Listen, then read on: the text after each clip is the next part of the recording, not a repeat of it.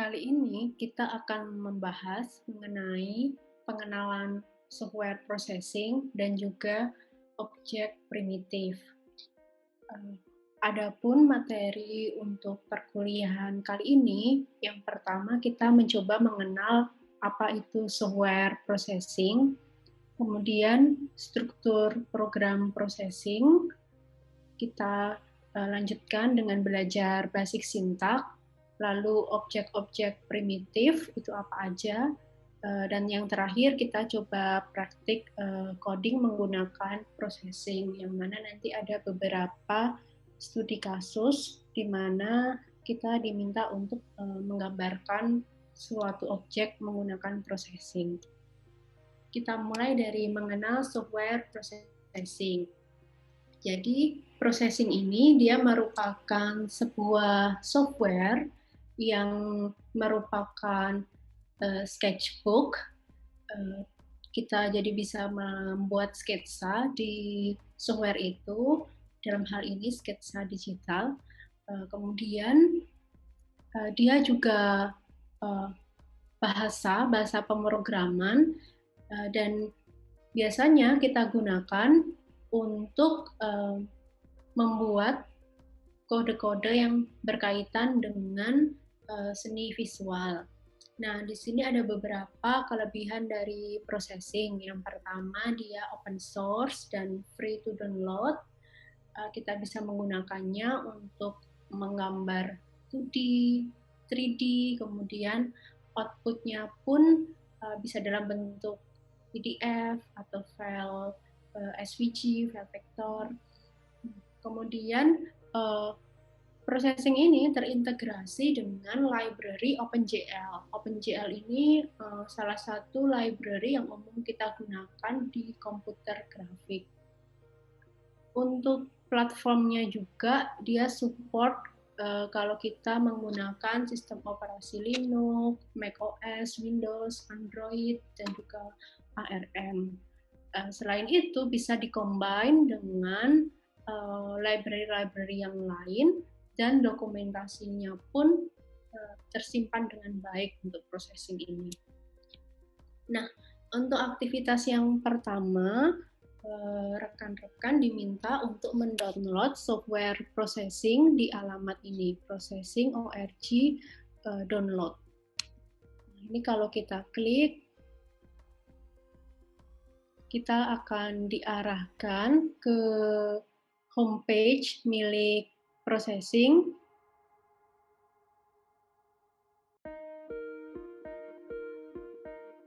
Nah, kita bisa download sesuai dengan sistem operasi yang ada di laptop kita.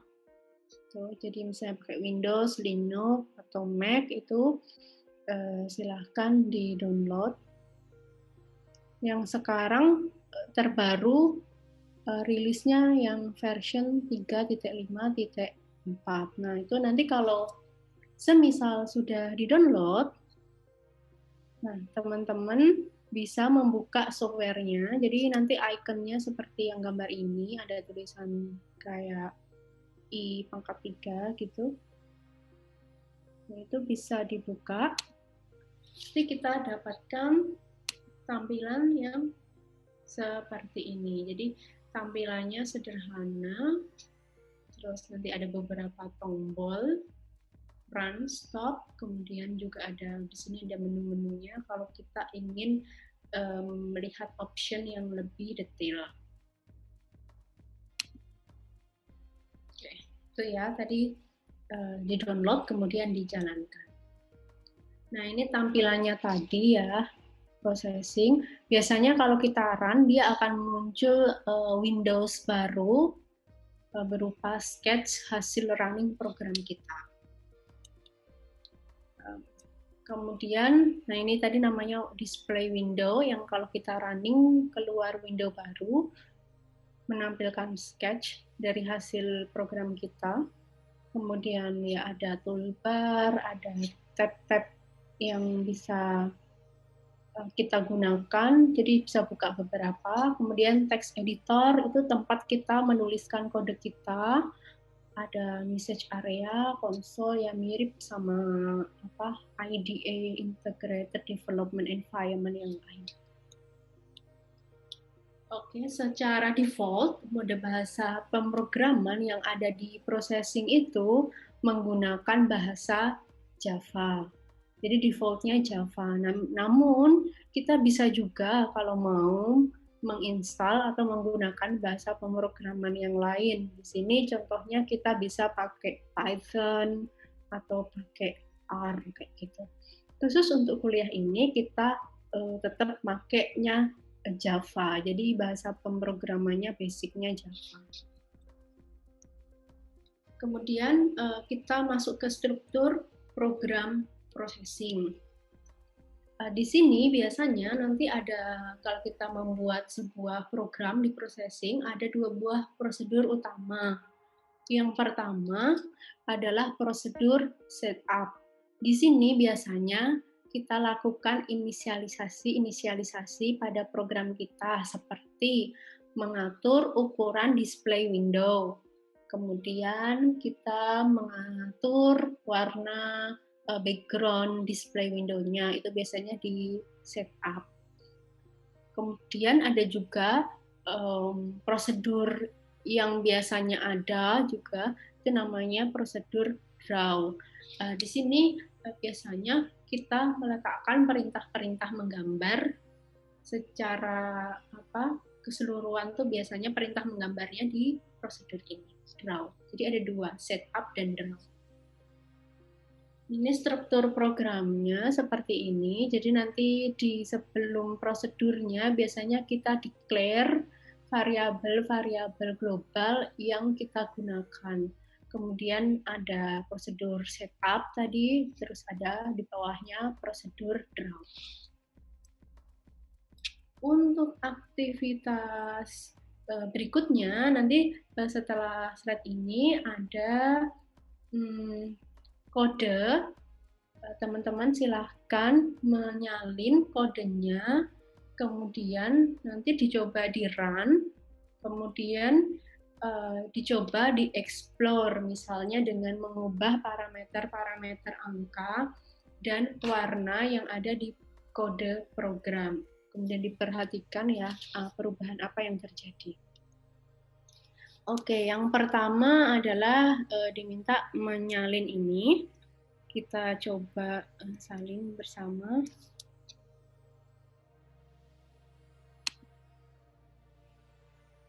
Kita buka juga processing kita. Nah, ini program pertama kita.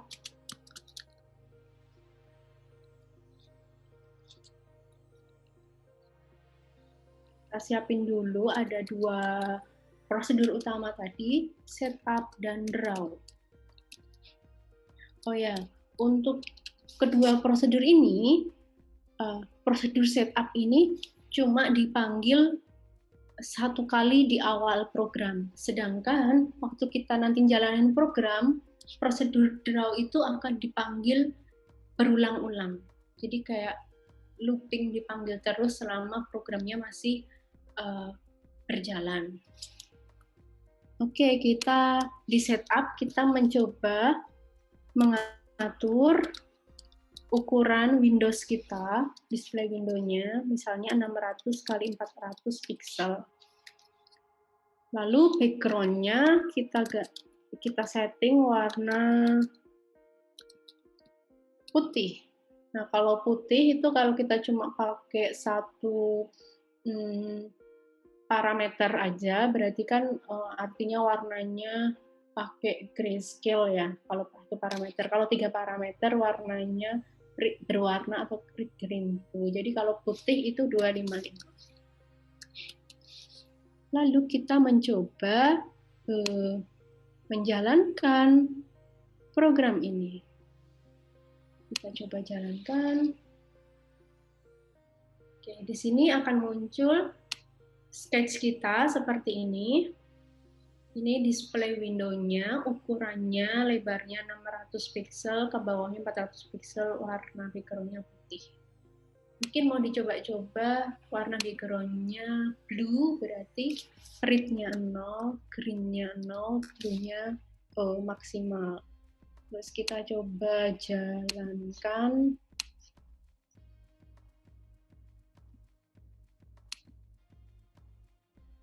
Nah, dia jadi blue seperti itu ya.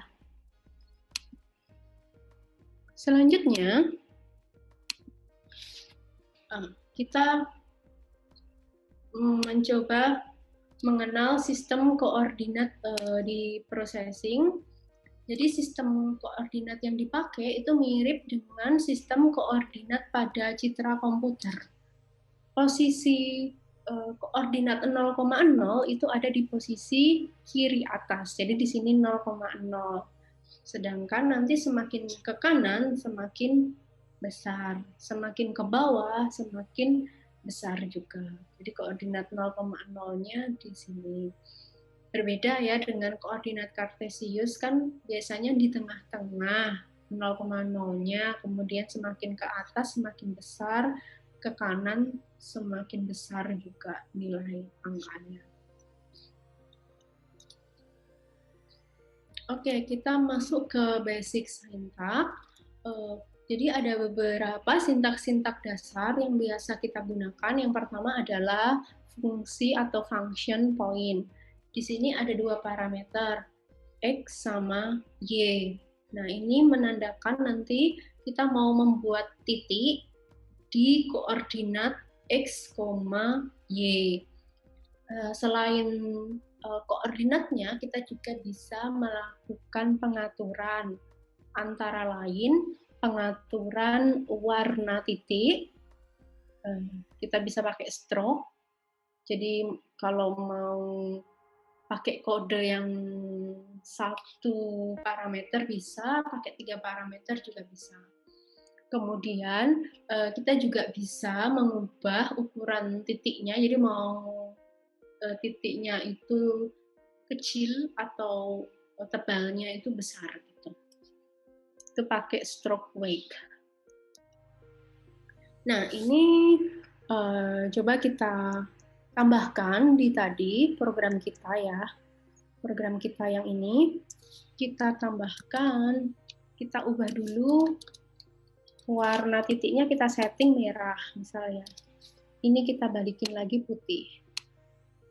Background putih, ini merah. Oke, kemudian stroke wake-nya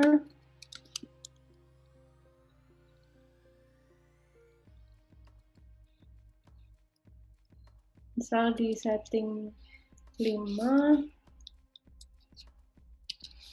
Poin kita mau diletakkan di koordinat misal 20,20. Nah, kita jalankan saja.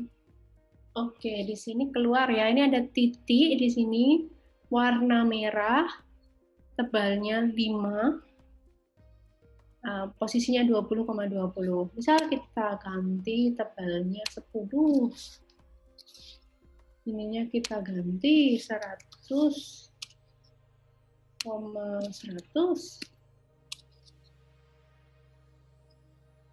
Lalu kita run programnya. Dia bergeser ya, terus juga lebih tebal. Nah, itu tadi function point, menggambar titik. Oke, selanjutnya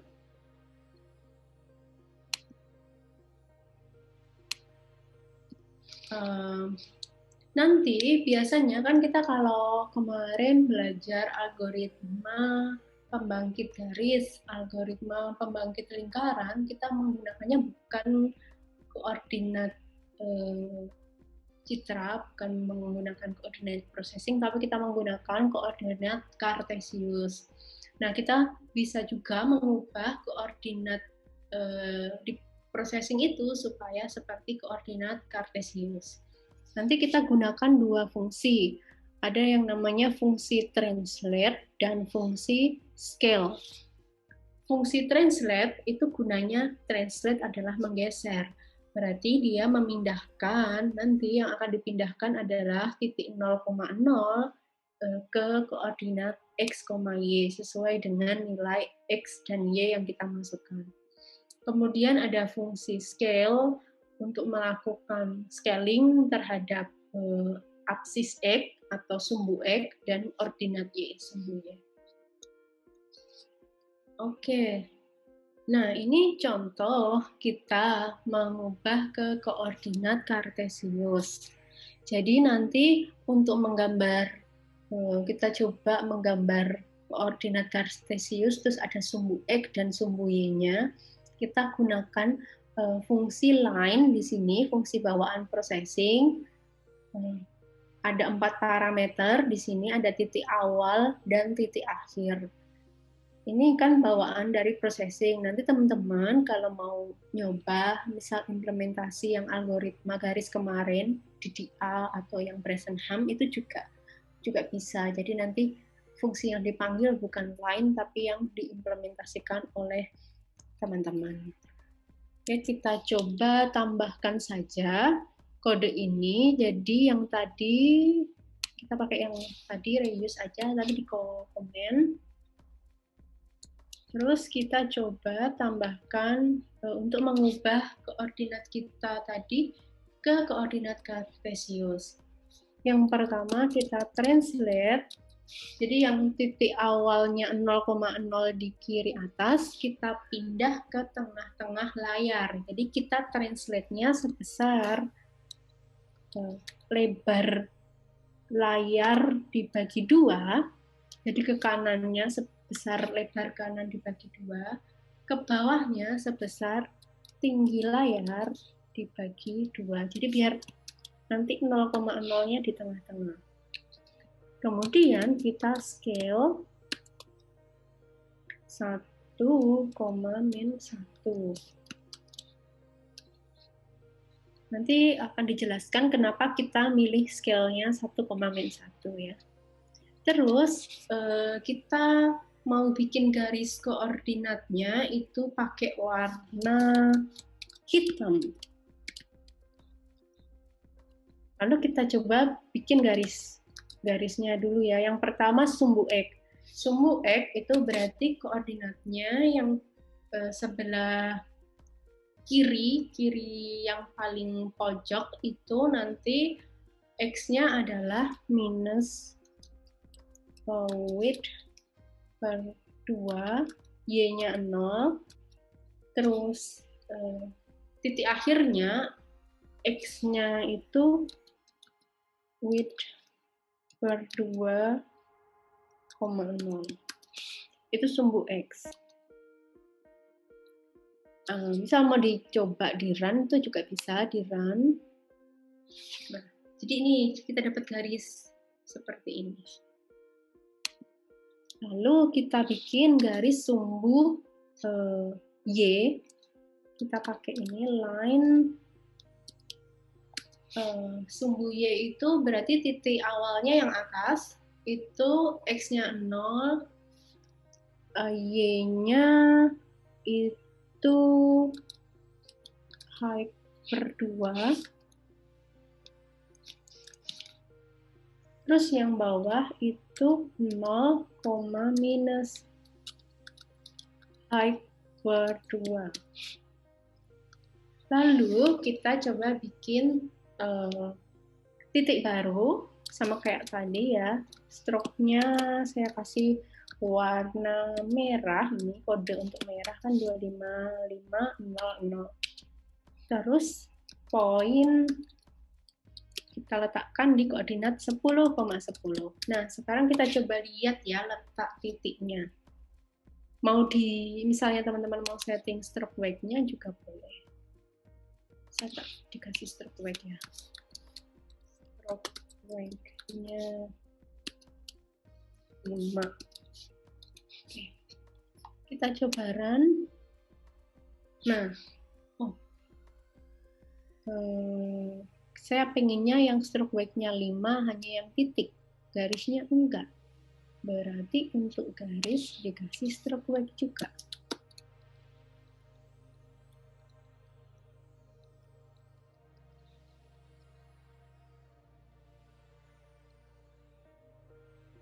pendaftaran. Nah, di sini 10,10 tadi ini udah bentuknya koordinat kita kartesius, jadi 10,10-nya di sini, bukan di pojok kiri atas lagi. Nah, ini cara mengubah dari koordinat processing ke koordinat kartesius. Oke, kita kembali ke slide-nya. Nah, tadi pertanyaannya, mengapa kita menggunakan fungsi scale 1,-1 ini tadi untuk mengubah dari koordinat processing menjadi koordinat kartesius? Itu alasannya apa? Nah, jadi kalau kita perhatikan, ini ya, kalau di koordinat processing, tadi kan titik 0,0-nya di sini. X-nya semakin kanan, semakin besar, Y-nya semakin ke bawah, semakin besar. Sedangkan kalau kita bandingkan pada koordinat kartesius, untuk X-nya sama, semakin ke kanan, semakin besar. Tapi Y-nya semakin ke bawah, kalau di koordinat kartesius itu kan semakin minus, semakin kecil. Maka dari itu, nilai X-nya nanti kita kalikan scalingnya 1, yang ini tadi scalingnya 1 untuk yang X, sedangkan untuk yang Y scalingnya minus 1. Jadi biar nanti behaviornya semakin ke bawah itu semakin kecil nilainya kayak di koordinat kartesius. Terus kita juga bisa membuat titik-titik kita tadi itu dalam representasi vektor. Jadi kita menggunakan kelas bawaan yang ada di processing, ada namanya kelas p-vektor. Kita nanti bisa di teman-teman coba praktekkan di processingnya ya, ditambahin sendiri. Jadi kita declare dulu variabel kita misal punya 5 titik. Jadi p-vektor ada 5 titik. Terus kita inisiasi titiknya di prosedur setup. Jadi titik 1 itu kayak kita kalau bikin new object di Java gitu. Jadi kita bikin new p-vektor, X-nya berapa, Y-nya berapa, dan seterusnya. Terus nanti untuk menggambar di dalam prosedur draw, kita bisa manggilnya seperti ini. Jadi titik 1 .x, terus titik 1 .y. Jadi nanti kita akan menggambar ada titik-titik ini, ada 5 titik gitu di display window. Kemudian berikutnya kita juga bisa membuat fungsi yang mendeklar fungsi sendiri di processing. Jadi kan biasanya kalau coding itu kita declare prosedur atau function baru, terus tujuannya nanti biar misal functionnya itu bisa kita panggil berulang-ulang, jadi kita nggak perlu ngopi kodenya berkali-kali, tapi kita tinggal manggil functionnya. Di processing ini juga bisa, jadi mirip kayak di Java gitu. Jadi misal kita mau menggambar pemandangan, nanti misalnya ada orang, ada gunung, ada sungai gitu. Nanti biar di void draw itu kita nggak panjang kodenya, kita bisa declare misalnya kita bikin prosedur orang, jadi misalnya kalau di sini dicontohin kita bikin prosedur gambar ya. Jadi prosedurnya di luar fungsi setup dan fungsi draw. Nah, baru nanti prosedurnya kita panggil di fungsi draw. Jadi misalnya tadi kita mau menggambar ada orang, gunung, kemudian ada sungai, gitu kita bisa bikin void orang, terus void gunung, ada void lagi sungai. Terus misalnya nanti orangnya ada banyak kan bisa kita panggil beberapa kali. Terus kita misal ada parameter posisinya yang kita ubah, gitu itu bisa kita setting. Nah ini membuat fungsi di processing. Oke, selanjutnya kita masuk ke objek primitif. So, apa itu primitif objek atau objek primitif? Dalam komputer grafik, kita biasanya punya basic geometric object, jadi bentuk atau shape yang basic, dan kita sebut dia sebagai objek primitif. Nah, objek-objek primitif ini itu nanti dia akan menjadi building block dari image lain atau gambar lain, objek lain yang lebih kompleks. Nah, kita punya beberapa objek primitif. Yang pertama ada titik, poin itu objek primitif. Kemudian ada garis, segitiga, segi empat, elips, kemudian kurva Bezier. Jadi teman-teman nanti cuma perlu mengingat beberapa sintak untuk membuat objek primitif ini. Sedangkan jika ingin membentuk bangun atau objek-objek yang lain, misalnya membuat rumah, gambar orang, atau gambar bintang kayak gitu, kita harus menggabungkan objek-objek primitif ini. Nah, nanti ya kita coba di praktik ya, kita mencoba nanti membuat emoticon. Nah, untuk sintaknya itu seperti ini. Untuk poin di processing kita tinggal panggil poin, parameternya ada X dan Y, jadi posisi poinnya di mana. Kemudian untuk line, parameternya ada 4, titik awal dan titik akhir, X1, Y1, X2, Y2. Triangle, karena kita ada 3 titik sudut ya, berarti nanti parameternya ada 6. Misal ada quad, bentuk quad kayak jajar genjang gini, atau segi 4 gitu juga bisa. Itu parameternya ada 8 karena ada 4 titik sudut. Kita juga bisa pakai rectangle. Kalau rectangle itu dia sebenarnya bentuk segi 4 tapi tertentu ya, misalnya garisnya itu nggak miring-miring, nggak kemiringannya itu saling tegak lurus gitu antara satu dan yang lain nih. Nah, di sini rectangle kita bisa tentukan titik XY-nya, jadi titik bagian kiri atasnya itu ditentukan, terus mau width-nya berapa, height-nya berapa, gitu. Itu untuk rectangle. Kemudian kita punya sintak ellipse. Ellipse ini kita tentuin posisi titik pusatnya X, Y, kemudian width-nya, jadi jari-jari yang ke kanan ini, jari kiri ke kanan, terus height-nya, jari-jari dari atas ke bawah. Kalau misal membentuk lingkaran, itu kita juga bisa gunakan sintak ellipse ini. Di mana kalau lingkaran itu antara width dan height-nya itu nilainya sama. Terus ada Bezier. Bezier itu kurva yang melengkung-melengkung kayak gini, bentuknya agak nggak teratur. Gitu. Kita ada 8 parameter. Ini bisa kita lihat ada X1, Y1, terus titik untuk menarik kelengkungannya yang CX1, CY1, terus kita punya CX2, CY2 di sini, ada yang terakhir titik di sini X2, Y2. Nah, biasanya kalau untuk Bezier ini emang harus trial dan error sih kadang untuk membentuk kurva yang diinginkan. Cuma teman-teman bisa membuat sketsanya terlebih dahulu sebelum nanti langsung coba-coba di prosesnya.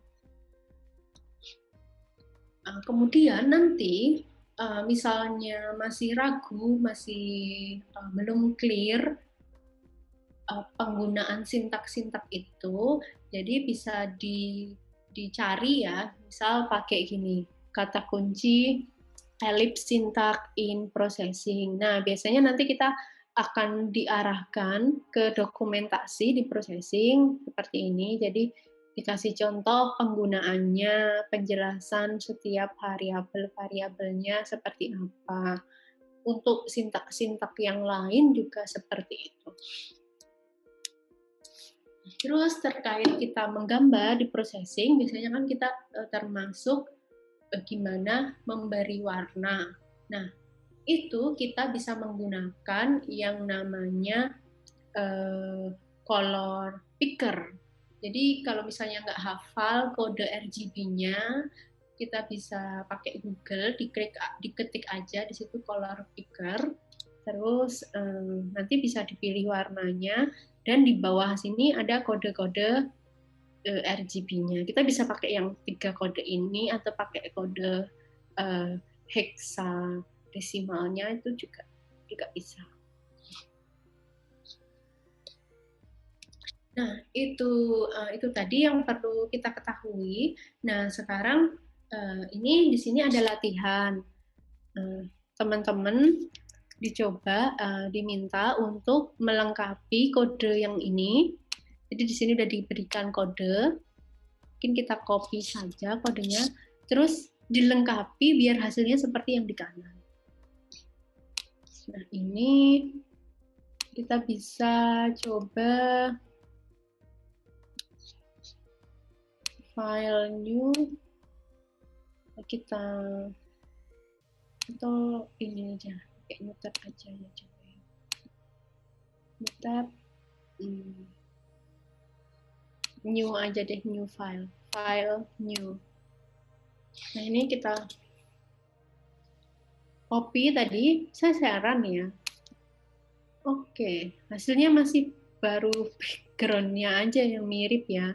Nah, teman-teman coba nanti ini kodenya dilengkapi, diutak-atik supaya hasilnya sama seperti yang di kanan. Jadi nanti dicoba sendiri. Lalu, nah kita ini ada beberapa percobaan juga. Nanti di sini akan coba saya praktekkan. Yang pertama, diminta menggambar bendera Italia. Nah, kita coba ya bikin bareng-bareng bendera Italia pakai processing. Jadi kita dari gambar yang sederhana dulu. Oke, dari processing, file new. Nah, kita mau bikin bendera Italia. Nah, nanti tiap teman-teman bikin ini sebaiknya di save ya, file kodenya. Nah, kita bikin bendera Italia dulu, kita siapin ada dua prosedur utama ya tadi ya, setup dan draw. Nah, misal ya kita mau membuat size benderanya, ke kanannya misal 450, ke bawahnya 300. Jadi kita kira-kira, jadi coba dikira-kira aja, misalnya lebarnya berapa, tingginya berapa. Ini saya coba pakai 450, 300. Nah, bebas sih sebenarnya, nggak harus ini. Terus kita bisa tentuin background ya. Jadi misal saya mau backgroundnya yang putih. Jadi nanti saya nggak perlu gambar yang putih ya kalau udah background putih. Terus background putih itu 255. Oke. Nah, terus saya mau mendraw, berarti ini apa bentuknya ya? Yang hijau ini kan rectangle. Yang putih kan juga rectangle juga sih. Yang merah juga rectangle. Cuma yang putih kan nggak perlu saya gambar kan, karena background-nya udah putih gitu ya. Jadi saya cuma perlu menggambar 2 rectangle pun hijau dan merah. Jadi kita bisa flashback nanti kalau misalnya belum hafal ya, misalnya nggak inget sintaknya, kita bisa flashback ke yang slide yang ini tadi. Kalau rectangle itu kan ada X, Y, width, height ya. Jadi yang pertama di sini X, Y-nya. Nah, Ini karena kita nggak ngubah dia, jadi bebas sih sebenarnya. Teman-teman bisa ngubah ini ke koordinat kartesius dulu, atau mau tetap bekerja di koordinat processing. Di contoh kali ini tetap pakai koordinat processing, jadi 0,0-nya ada di pojok kiri atas. Jadi berarti untuk menggambar rectangle hijau ini, kita bikin, di set dulu ya fill-nya ya. Fill-nya green ya, red, green, blue. Berarti red-nya 0, green-nya 255, blue-nya 0 misalnya ya. Nanti kalau warnanya belum sesuai bisa kita ubah. Terus kita bikin rectangle-nya mulainya dari 0,0 ya di sini ya. 0,0. Nah, width-nya ke kanan, nah ini kan dibagi 3 ya benderanya, padahal kita di sini punya lebar 450. Kalau dibagi 3 berarti 150 kan. Terus ke bawahnya berapa ini? 300 ya. Oke. Coba kita lihat dulu ya, kita bisa cek dulu misalnya udah bener belum. Nah, kayak gini ya. Kita dapat, tapi hijaunya mungkin agak kurang cocok. Kita bisa pakai color picker tadi. Kita buka color picker. Tapi terkadang sih color picker yang di sini kodenya tuh agak beda dengan yang di processing. Saya juga nggak tahu kenapa dia agak berbeda. Mungkin hijau yang ini ya. Kita pakai yang ini, RGB-nya kita ambil, terus balik lagi ke sini. Nah, terus tadi kayak ada garis tepi kan ya. Garis tepinya itu kalau nggak salah kita bisa gunain gini. No stroke ya, no stroke kayaknya. Saya juga agak lupa, nanti kalau error ya berarti kita hapus aja. Coba run ya. Nah, kayak gini ya. Oke, masih agak beda ya, nggak apa-apa. Ini dapat hijau, terus kita gambar merah ya. Ini kita berarti yang merah fill-nya warnanya red 255 ya. 255. Green-nya 0, blue-nya 0. Kita juga no stroke. Terus kita bikin rectangle juga. Nah, ini posisinya berarti kita harus mengira-ngira koordinatnya. Kan ini 0,0. Kalau ke sini tadi ini 150,0.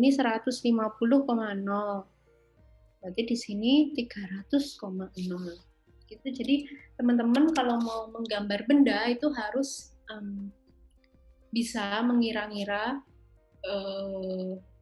mensketsa gitu sih, memperkirakan koordinat titik-titik yang penting di benda yang mau digambar itu. Di sini berarti 300,0. Kita mau lebarnya 150, ke bawahnya 300. Oke. Apalagi ya? Ya, seperti ini. Coba kita run ya. Run. Nah, kita jadilah di sini bendera Italia ya. Oke. Jadi gampang kan untuk menggambar bendera pakai processing kayak gitu, cukup simpel. Oke, di sini juga udah saya cantumkan kode programnya. Cuma ini belum ada no stroke, kalau mau ditambahin no stroke gitu juga bisa. Terus yang kedua, menggambar bendera Jerman. Nah, bedanya Italia sama yang Jerman itu tadi, kalau yang Italia itu kita rectangle-nya itu ke sini ya, ke bawah, maksudnya menyamping gitu ya. Sedangkan kalau yang Jerman, rectangle-nya ke bawah. Nah, kita coba bikin baru ya di processing untuk bendera Jerman ini. File new seperti biasa.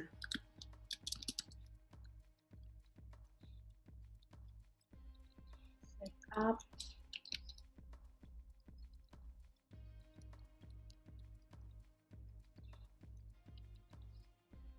Terus kita bisa ya tadi ya size-nya jadi masih sama aja ya, 450, 300. Nah, terus saya background-nya biar saya nanti gambarnya nggak perlu rectangle 3 kali, saya mau tak bikin background-nya hitam aja. Background 0. Oke, terus saya sekarang mencoba setting fill-nya. Berarti saya mau bikin warna merah ya, kotak rectangle merah. Fill-nya berarti red.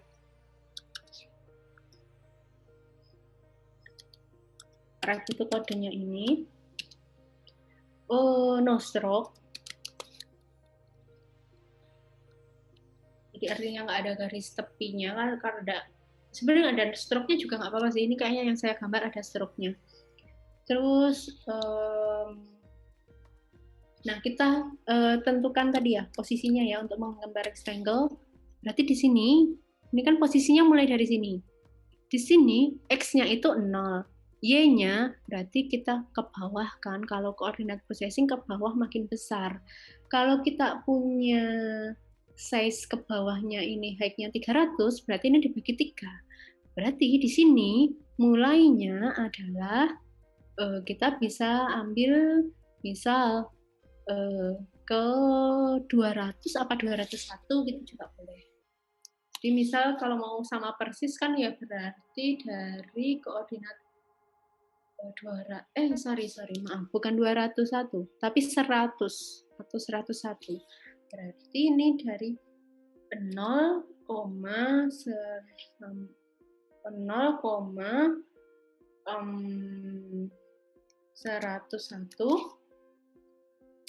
Terus width-nya berarti kan selebar Windows kita, lebarnya 450. Nah, ke bawahnya kita 100 karena dibagi 3 ya. Coba kita cek dulu apakah sudah benar hasilnya di run. Nah, ini ya. Jadi yang karena kita di background-nya hitam ya, jadi yang ketutupan merah baru ini. Nah, ini mau kita ubah jadi kuning. Kalau misalnya nggak hafal kuning itu kodenya apa, kita bisa lihat di color picker. Kuning ya, kuning yang agak kuning Jerman ya. Kuning Jerman. Mana ya? Agak kesini deh. Mungkin nggak perlu sama persis ini aja ya. Kita pakai yang ini.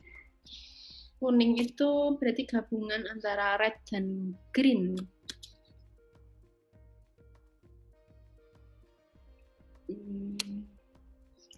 Di sini. Berarti kita tambah fill.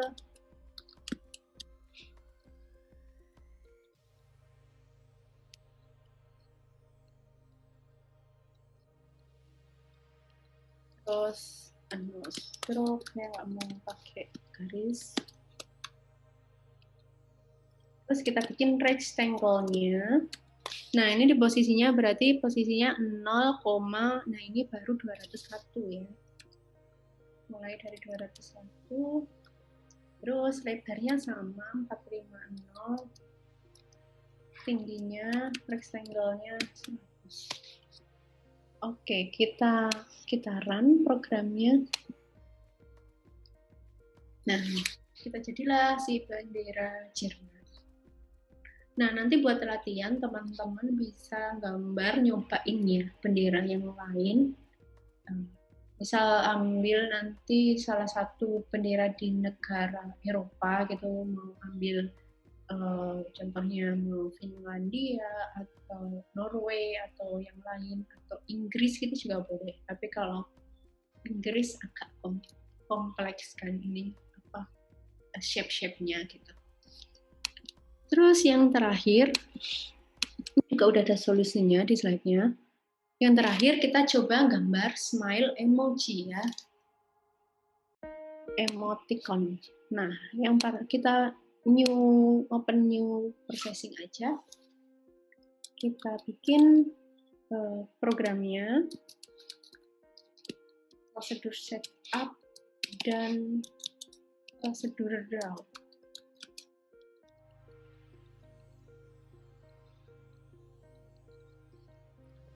Kita lihat yang di sini aja ya. Saya misal bikin size-nya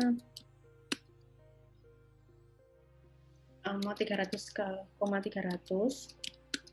Atau saya nggak pengen background-nya di setting kayak gitu juga nggak apa-apa sih. Kalau nggak pengen background-nya di setting, ini coba di run ya. Jadi kalau nggak setting ya abu-abu kayak gini.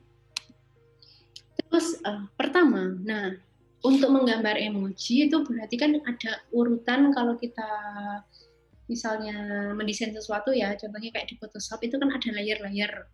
Nah, teman-teman harus memperhatikan urutan layer-layer itu. Jadi mana yang harus digambar duluan. Nah, di sini yang perlu kita gambar duluan berarti adalah yang lingkaran yang besar ya. Karena kalau kita gambarnya lingkaran yang kecil dulu baru yang besar, nanti ketutup. Jadi gambarnya nggak terlihat. Jadi yang paling atas kita gambar lingkaran yang besar dulu. Kita setting warnanya mau apa, fill dari lingkaran besar, misalnya itu kuning, kuningnya pakai kode yang ini, 2256. Oke, terus ini dikasih stroke biar apa?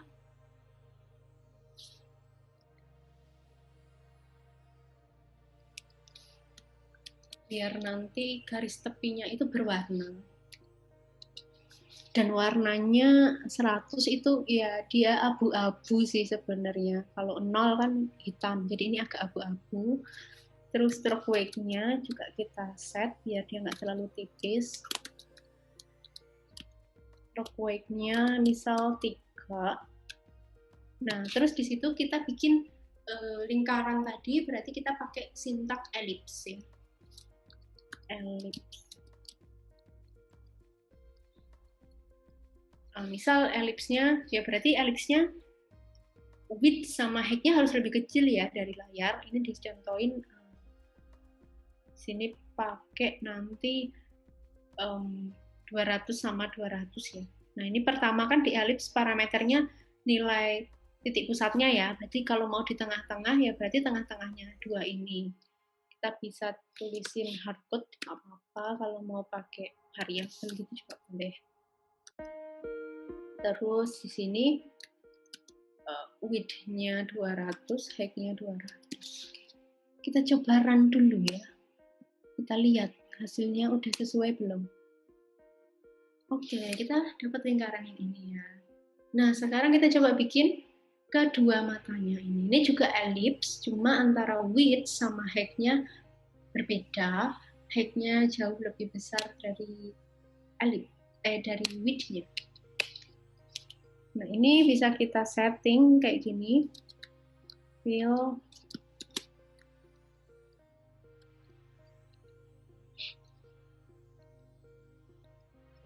Untuk stroke-nya sama stroke weight-nya dia masih sama ya. Jadi warnanya masih kayak gini.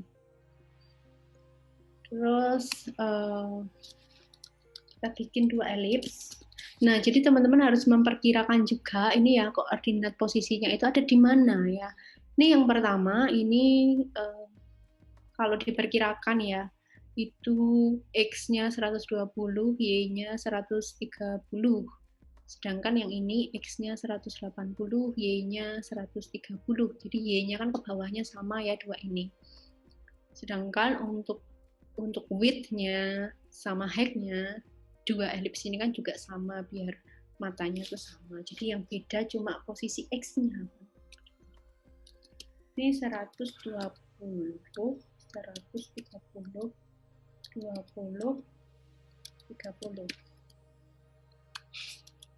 copy aja biar agak cepat. 180. Oke.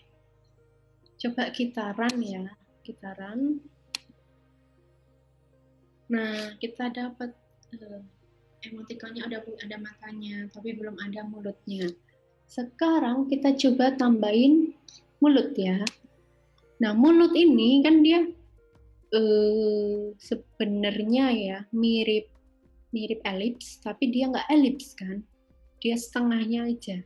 Nah, kita bisa gunakan yang tadi kita sebut sebagai kurva Bezier. Nah, untuk menggunakan kurva Bezier ini tadi emang agak tricky sih, karena kita parameternya ada 8 ya. Kita coba lihat lagi yang Bezier tadi. Di sini